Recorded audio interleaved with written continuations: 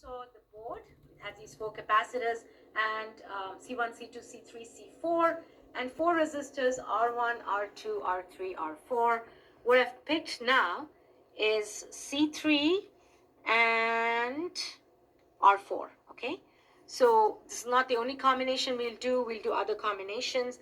And so I'm just going to show you how it's going to work, and then I'll just upload the files after it, okay?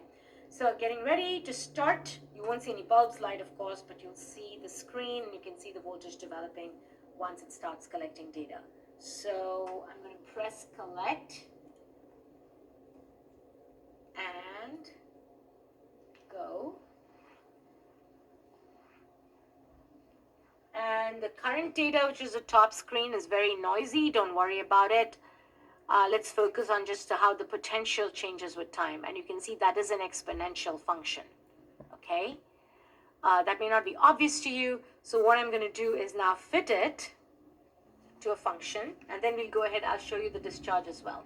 So the way I fit it to a function, just like we did for the oscillation part, right? Same idea. So click and drag on the data that I'm interested in. Notice I didn't click on the flat portion and all this wiggly stuff. This was when I was, moving I wasn't clipping it on properly, so I redid it again. So this is sort of the hiccup there.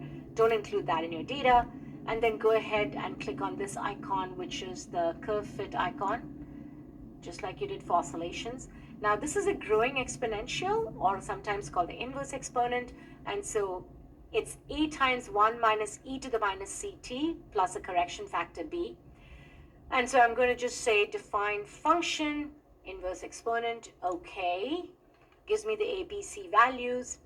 And I'm going to say try fit. And it gives me an R value of correlation of 0.99993. I'm happy with that. So I click OK. And you can see the black trace here. You can see the part of it here. But it continues. And where I wanted it mapping exactly, it does that very well, right? And that's why you have such a good correlation ratio. So looking at this, to find the time constant then, the time constant is related to the C value. So note down the C value and figure out compare it to our standard equation. Look at the instructions to the lab and then calculate the resistance value if the capacitor is given or the capacitance value if the resistance is given, okay? So this is the only video that you have to watch of me taking the data, and the rest of it will be logger profiles. Each group will get a separate file that you can analyze. Alrighty.